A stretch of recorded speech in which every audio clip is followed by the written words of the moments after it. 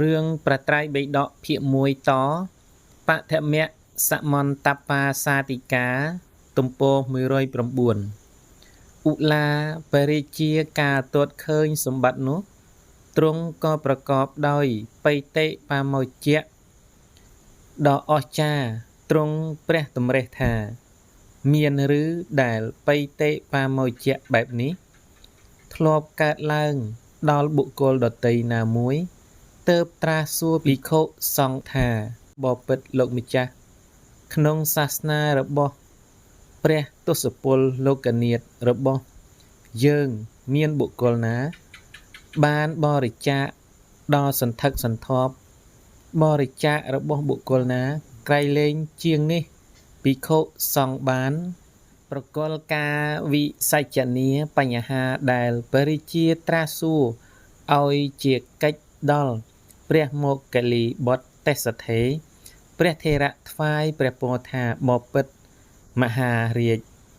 ឈ្មោះថាការប្រគេនបច្ច័យក្នុងព្រះសាសនារបស់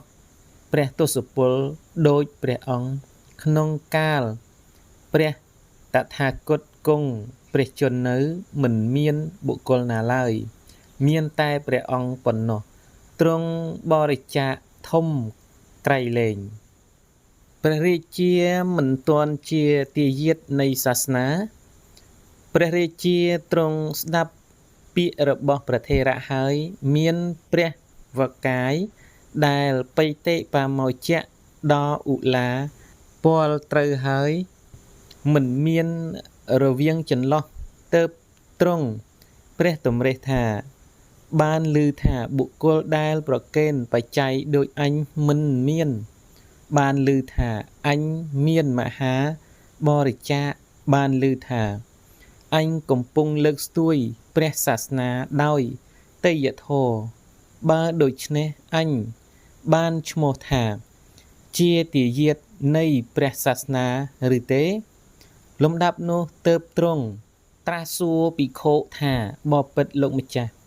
ញោមជាទាយាទនៃពុទ្ធសាសនាឬក៏នៅទេលំដាប់នោះព្រះមោគគលីបុត្រទេសថេរស្ដាប់ព្រះរាជតម្រាស់នេះហើយកាលសម្លឹងឃើញឧបនិស្ស័យសម្បត្តិនៃព្រះម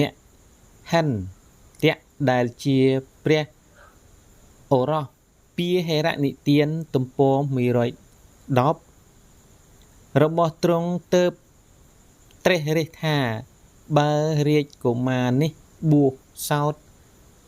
ព្រះសាសនាក៏នឹងចម្រើនក្រៃលែង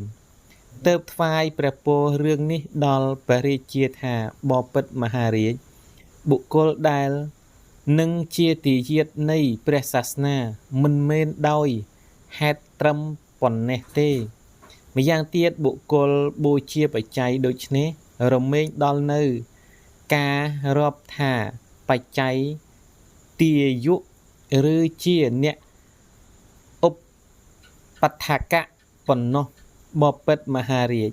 ពិតហើយបុគ្គលណាក៏បីបូជាបច្ច័យមានគំនរតាំងអំពីផែនដីរហូតដល់ព្រហ្មលោកបុគ្គលនោះនៅមិនទាន់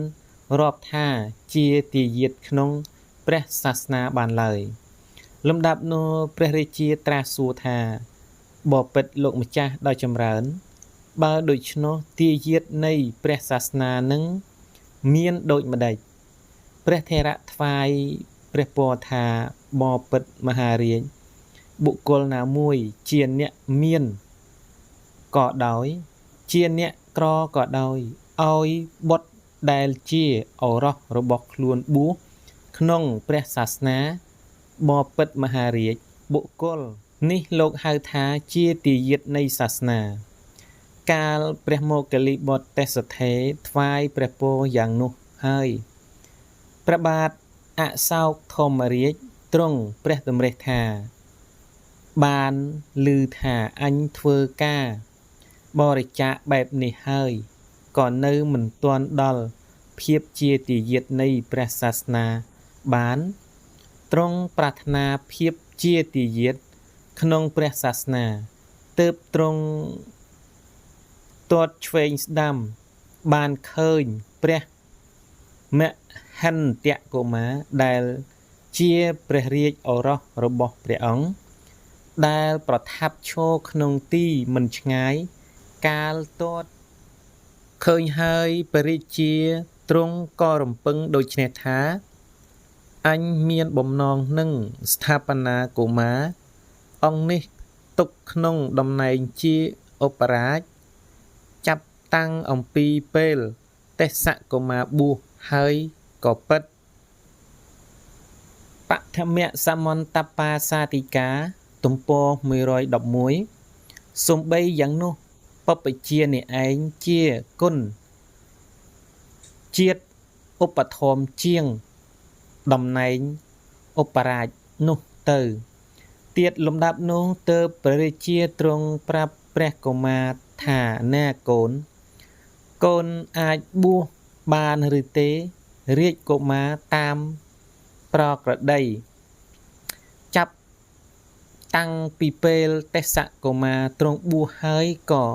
មានបំណងចង់បួសនោះឯងលុះបានឮព្រះរាជតម្រាសក៏កើតបាមោចៈយ៉ាងក្រៃលែងហើយក្រាបទូលថាបពិតសមតិទេពទូលបង្គំនឹងបួសក្រាបទូលសូមទ្រង់ព្រះបរមរាជានុញ្ញាតឲ្យទូលបង្គំបួសចុះនឹងបានជាទាយាទក្នុងព្រះសាសនាសម័យនោះឯងសូម្បីព្រះនាងសង្ឃមេត្តាព្រះរាជធីតារបស់ទ្រង់ក៏ឈរក្នុងទីនោះឯងព្រះរាជកុមារឈ្មោះថាអគិព្រំជាព្រះស្វាមីរបស់ព្រះនាងសង្ឃមេត្តានោះឯងក៏បានបួសជាមួយទេសកុមារដែលជាឧបរាជហើយ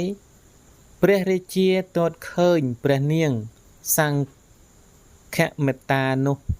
ហើយទើបប្រាប់ថាបុត្រីកូនអាចបួសបានឬទេព្រះនាងទូលថាសាធុព្រះបិតាខ្ញុំម្ចាស់អាច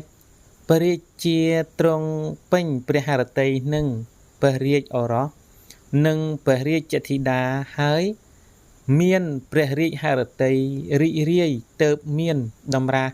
ជាមួយភិក្ខុសង្ឃថាបពិតលោកម្ចាស់ដោយចម្រើន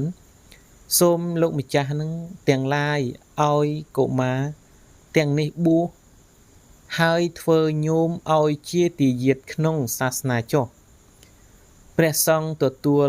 ព្រះរាជតម្រាសហើយក៏ឲ្យព្រះកុមារបព្វជិដោយមាន